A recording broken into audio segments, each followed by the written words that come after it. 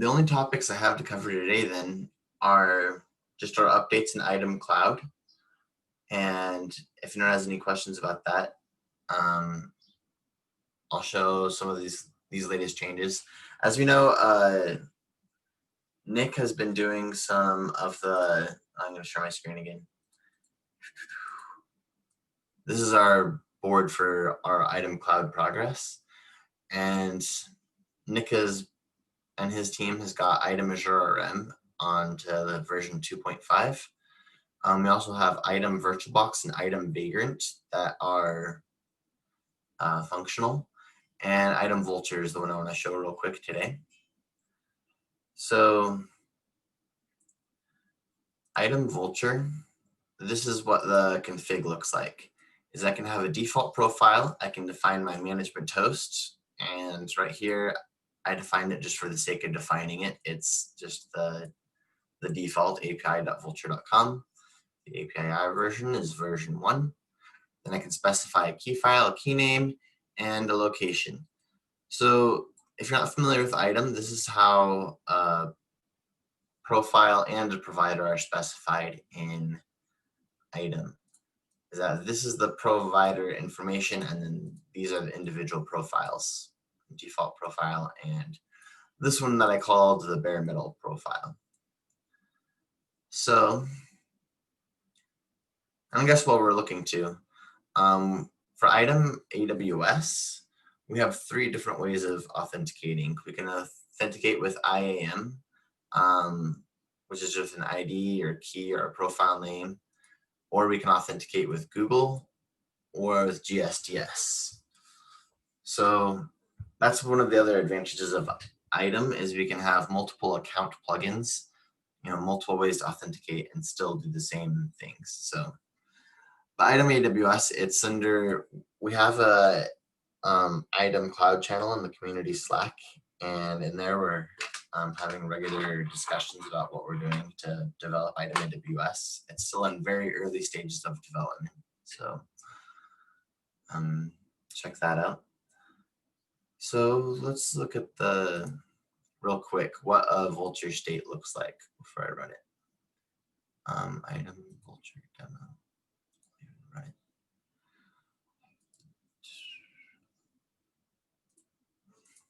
Okay, so this is what my state looks like. It's just making sure that a specific user is present, that a startup script is present, an SSH key. It's creating an instance, a bare metal instance, and the bare metal instance is using a completely different profile. Something we can do with item states is I can specify in the state which profile I want to use. I can specify, if I don't specify, then it'll use the default profile for that cloud provider.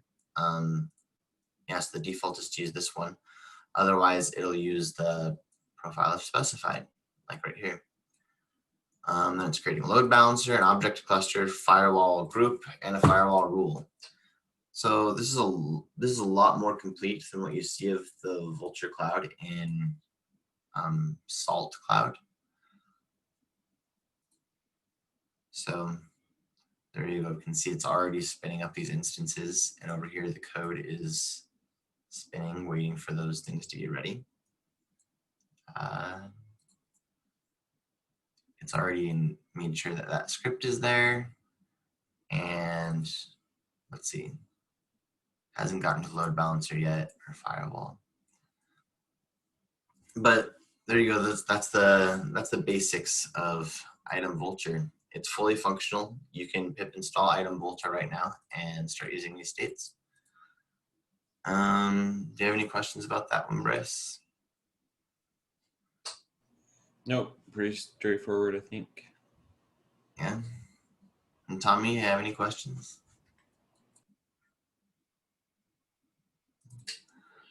So just to give an idea of the state of Item AWS then, is these are those 3 different account plugins. Is with Item, we have the ability to extend plugin systems that expose different patterns. And here in the Item AWS code, we've extended account, exec, and states.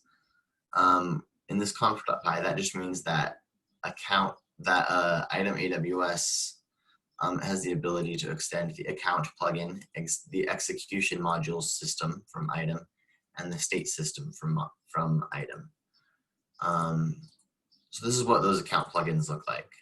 This is the base one, and all it does is it creates a context that it can tack onto, or it creates a Boto3 session from all the many different parameters that are acceptable for a Boto3 session. And then it tacks it onto the context variable for all of the execution functions. And that makes it so that I can do something like, from the command line, I can just say item exec aws dot ec2 dot instance dot list. Oh. And I have my profile set up with the Google authentication. And so I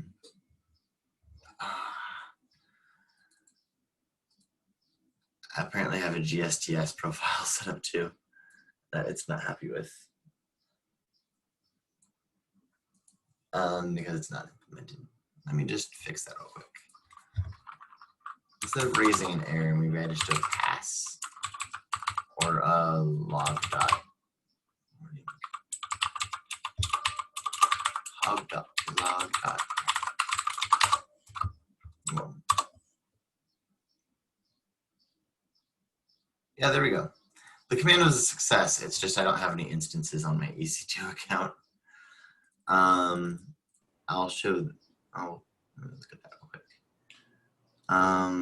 So that AWS Google Auth, sometimes depending on what two-factor setup you have, you may have to enter the 6-digit token or use a YubiKey.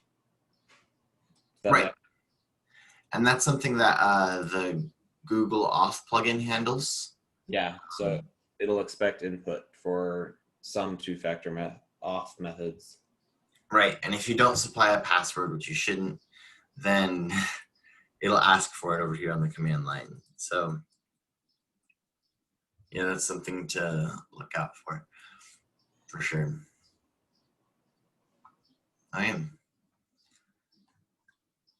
Yeah, and that's just, and this Google, when we authenticate with Google for AWS, it ends up calling the Boto authentication plugin. So all these authentication plugins, they're just different ways of generating the same session. So that's the way that works. And I just wanted to come over here to EC2 instances. Yeah, this is what that call looks like. And let me see.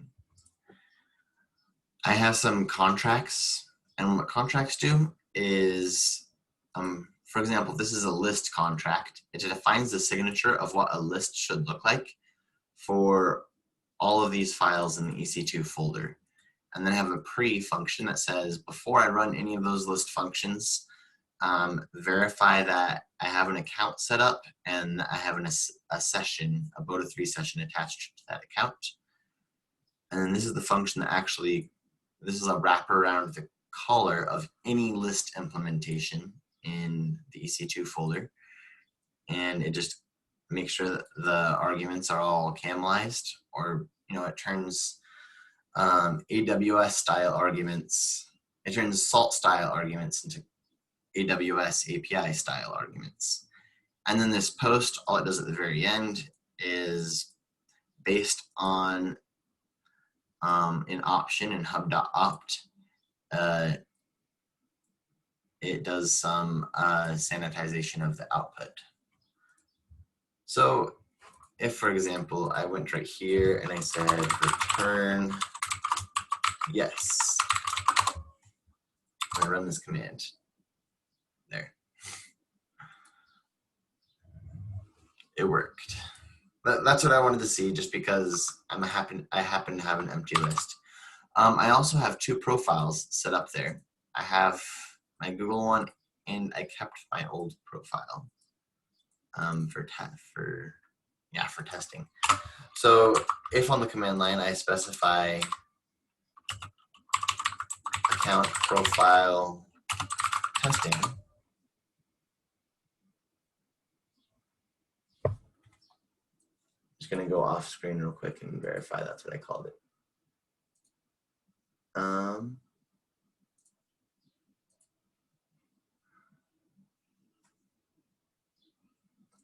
I called it production.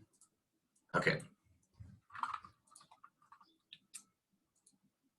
Yeah, so if I come over here and use my production profile,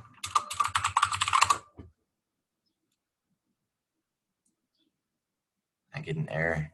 That's not good.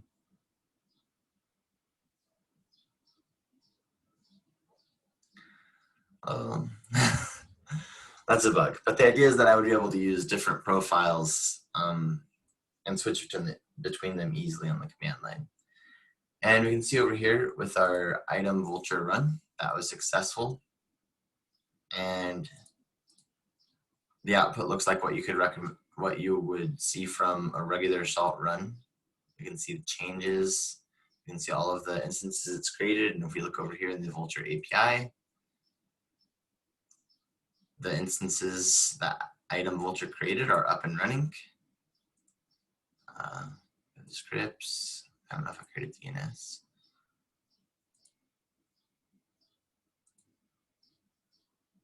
We have a new firewall group, and we have a load balancer. And tearing those down is really easy. All I have to do is run my teardown state, which is right here. Yeah, it's just it's the exact reverse of all of these, where it was vultr.scripts.present, now it's vultr.scripts.absent, just deleting everything I just set up. Let's do that real quick. Item vultr demo teardown.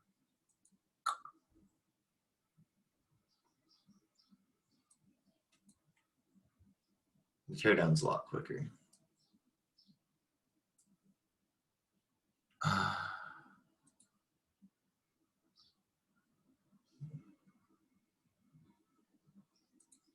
Another bug.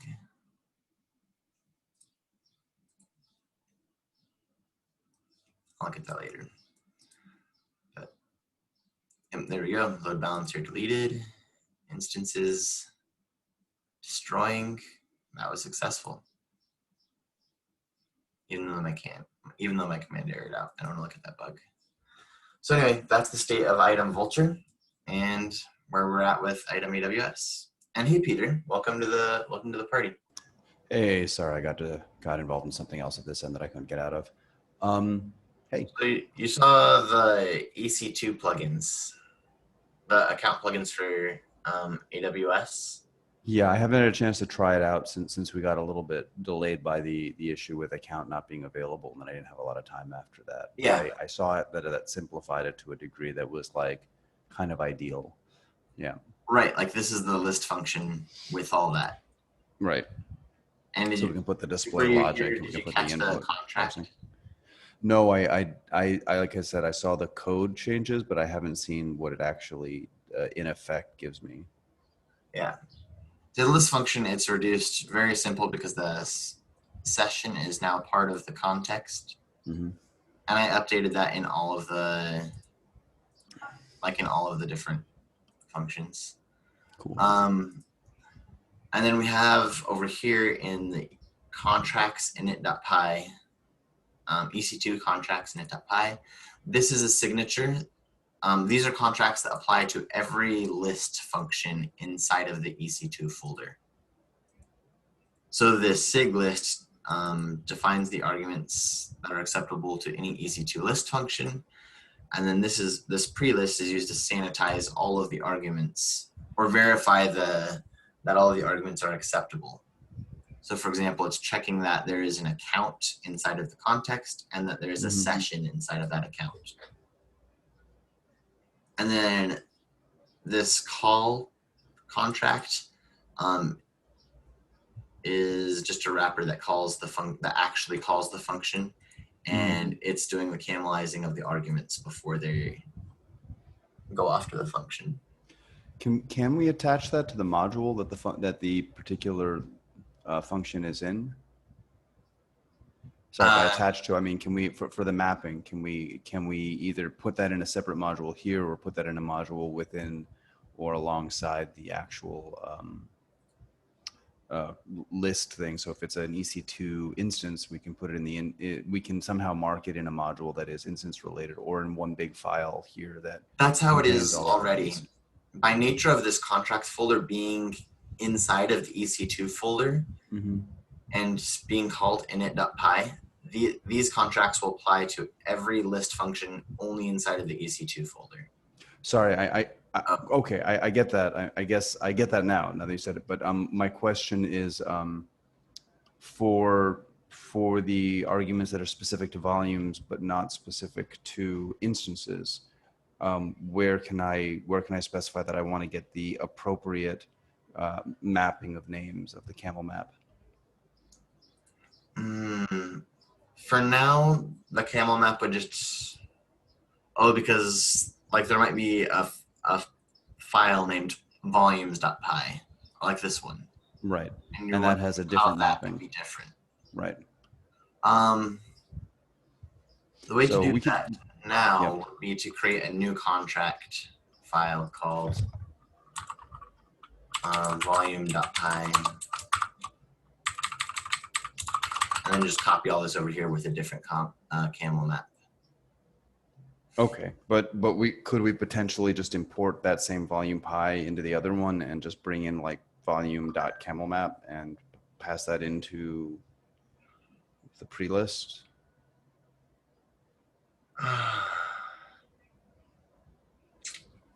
You know, this is that's a feature that would have to be added to item, but or to pop, but I can't do that as of yet. Okay, so but I could also potentially just make one big map in that init py and say based on the function name, just, you know, pop out the appropriate one for now. Yeah, I think you can, based on the, let me see. So this call is the one that actually, let me just print this context. Cool. Item AWS, exactly. I'm going to use the context.function, so that's going to have the function name in it, right? Yeah, which is just a list function, but I'm wondering if it'll also have the file that it's from. Oh, yeah, let's take a look. It has this list contract, but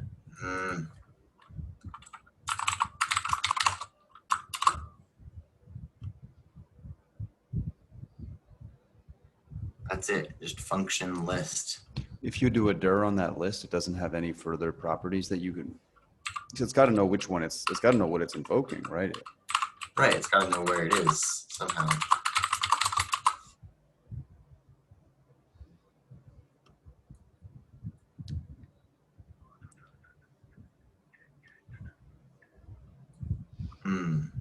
File? That doesn't seem. Oh, yeah. Keep going. Yeah, it hides it. Wow.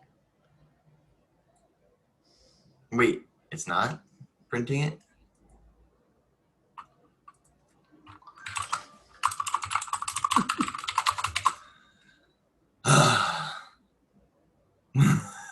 Yeah, I can't even get a dict on it.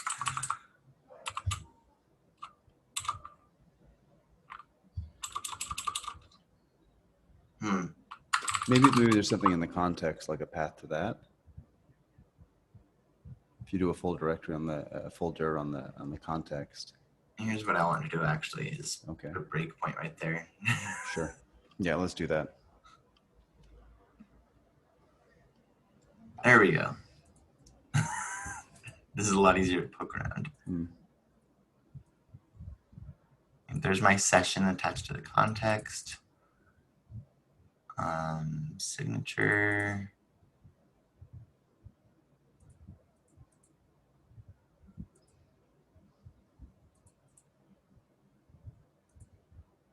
Hmm.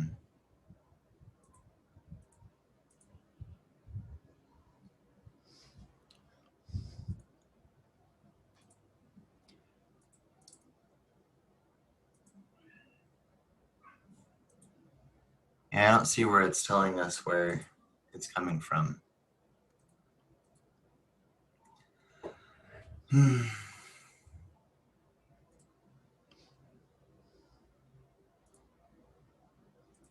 So I'll talk with Tom about that. And there are a whole bunch of things I discovered with contracts in doing all of this. So that'll be Okay, another but one. if they are the appropriate place to intercept that and clean that up, yeah, a little bit of introspection there, and it can certainly reduce a lot of code.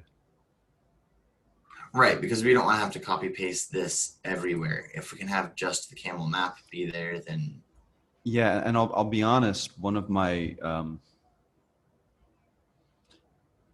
yeah, I'd like to see what can be done to make and that what stops simpler and this camel validate. map from being global? Why couldn't it be put at the root of? Because it serves two purposes. One is just to change the case of certain arguments, but the way I was using it also was so that when I invoke a particular function, only arguments that are appropriate will be passed through. So that when I have a bunch of stuff for volumes, they tend to have this, like for getting and setting, they tend to have the same flags. I don't know that's an absolute guarantee, but the notion was that you could always map out, like append to it or remove certain things in a certain case. But the idea is that it doesn't pass like other command line arguments that might be there in the quarks, or other quarks arguments like the session name and stuff like that. It filters all the things out that aren't appropriate. Again, this might be trying to make the implementation a little too compact, where it needs maybe a little more separation of responsibilities. But for right now, that is the reason, and I can foresee that being a valid, case, just to know what you're doing, to know what the contract is operating on, so that the contract doesn't have to be copy pasted as many times as we were just talking about. Right. Because if you put a list of all the possibilities, then you accidentally pass a flag in that's, invalid because you want it, because it's in a quark for another function you're going to invoke, but not going to get passed into the list or the create or whatever. That's sort of a convenient bit of shorthand for how you're going to just be implementing it. Mm-hmm.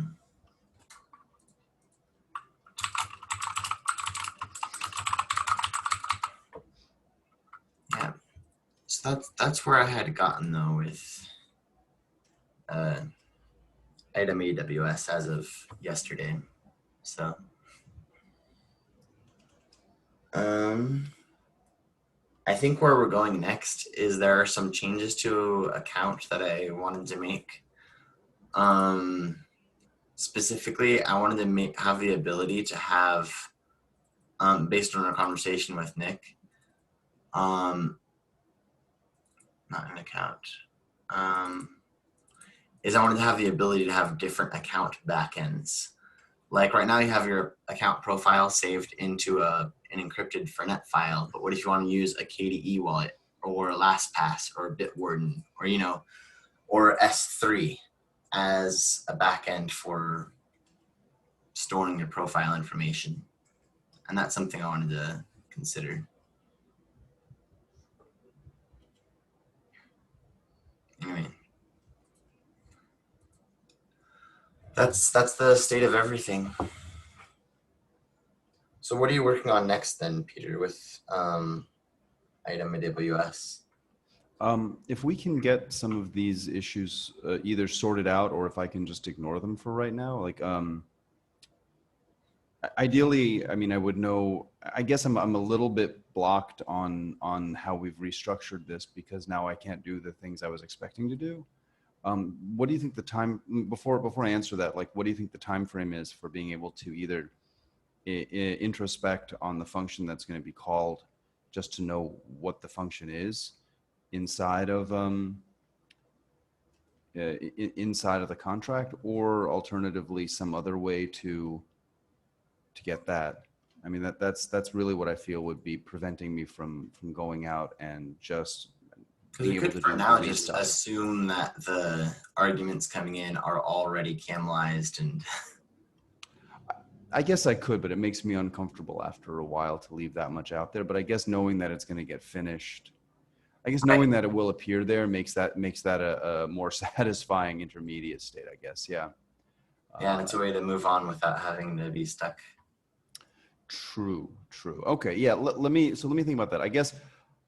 So here's the thing, like we can pretty much, as you can see, we can pretty much copy paste lists for almost everything that provides a resource. So I guess I would Right. want to identify those Like these key and just, paired, same yeah, thing. copy paste Great. that stuff and just make them available.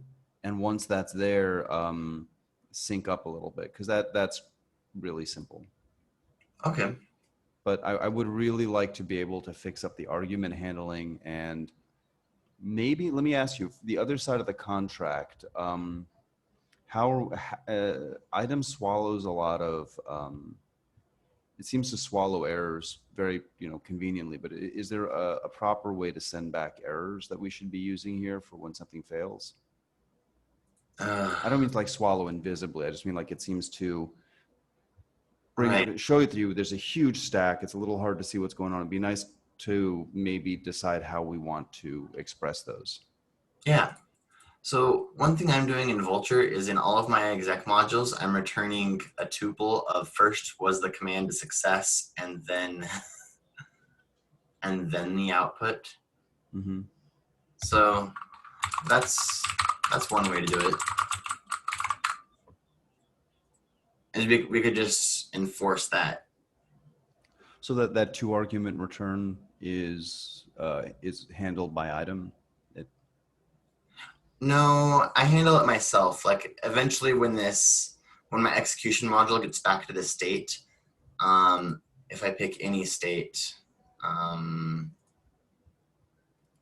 end up having a ret result, or, as part of my state return, I have a result. And whatever I end up getting from my exec module gets put into this result. And that's something I think we talked about earlier in our item cloud discussions, was how do we have a consistent, state or execution module success? How do we standardize execution module success? And I think that's an open discussion we still need to have. Okay, but if we follow this for now, then at least it's a known thing. Right. That just every execution module can return whether or not it was a success or failure and the data that it got. What's that return signature on that with a string any? Is there, what's the thought there? That is something that I do since we're in Python 3.6 and later, is that I'm typing everything and expecting this to return I see. this.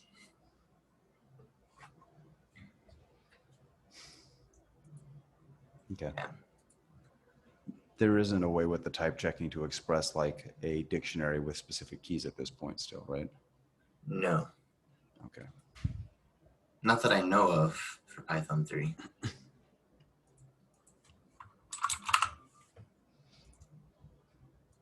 Anyway, that's the state of things.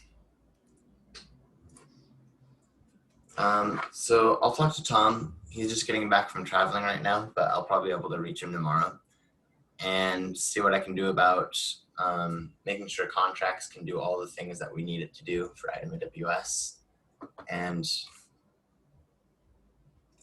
expanding account to have different backends for storing profiles and so on. So I'll update you when I have those things ready. But oh, and we have the on SaltStack.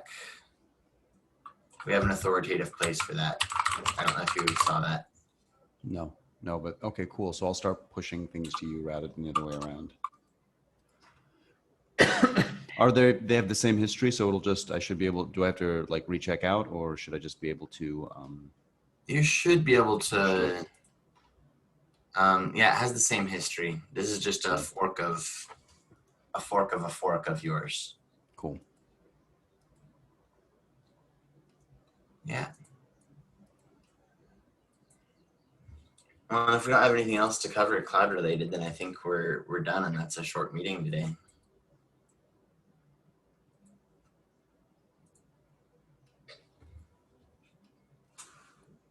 Unless you have anything else. No, good work. Thanks for all of the, thanks for all the time you've taken to communicate some of these things. I think it already seems to be paying off because we're bringing up these edge cases here, which is pretty cool. And hopefully, Oh yeah, and already being able to list those instances and have the different authenticate, like it's a little bit slower than I thought it would be, but it's coming together really nicely, I think. let me ask, the last thing I think we discussed, this is probably generally germane, is that question in the return contract of filtering data out so that we have Oh yeah, paths for display by default. And I kind of looked at it again, and I'd mentioned using maybe James Path or something so you can configure how like this, so there could be a default for individual. This very much also comes back to actually the contract being able to see where it was called, right? Because that's going to be Right. massively different. But if you could say, hey, for a specific function, this is I can configure this with just a different James, I'm thinking James Path is a good way to go, but this James Path expression could pull this data in. It could also clearly be like a bit of Python, but I would prefer that we have something that doesn't eval. oh yeah, I agree. But if we could say, hey, here's an expression, and this expression when applied is your default display for this, but if you want it to be different, you could have a different expression. Like I'm not sure where that would best go, but my initial thing is We just could put like that in a the local opt. dictionary.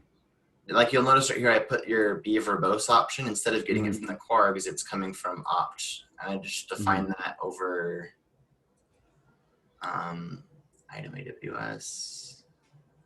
But for a specific this site. is where I defined it. So yes. oh, you want it to be function specific?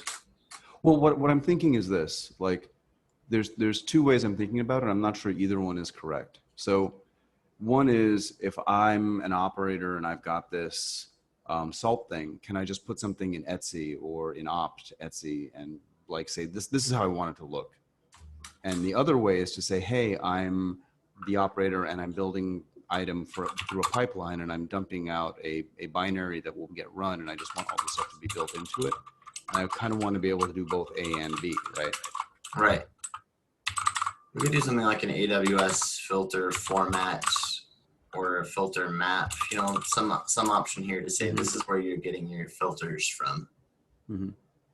Cool. Well, I'll look at that also then, since it's in states conf.py. Would that also be And just possible? in the root item AWS conf.py. It's at the top level. Okay. I was looking at the sidebar. The important thing is that you need to specify that its dyne is item, and this tacks it onto items ops. And other than that, everything is the same. So I can choose it from anywhere, and then I can say basically load that file. Yeah. And for right now, we can just make that, rather than be a file load, just start expanding a little dictionary of defaults there. Okay. Does that also seem useful to you for Vultr or for Azure or anything else? That's something I want to ask Nick. I don't use any of this cloud stuff in production, so I'm not the best one to ask. Okay. I mean, it's really compelling to me because one of the pain points of dealing with Salt, not a big one, but is the number of ways the formatters you have expect that you're going to either write a new formatter or that you're going to go with one of the ones that exist, which are very convenient. So they're not bad, but it's just the fact that you think, well, maybe I could have certain control over this thing changing here, but you don't really get that, right? Mhm. And with your own cloud, you end up, it would be nice if you could say, yes, you can express the policy you want for the people viewing it in your place with this, because then anytime you look at the infrastructure, you'll have the option, right? Because I think the other thing we talked about is maybe a minimal, normal, and maximal. So you can get the normal, or you can get everything with just a change of the flag on the execution module.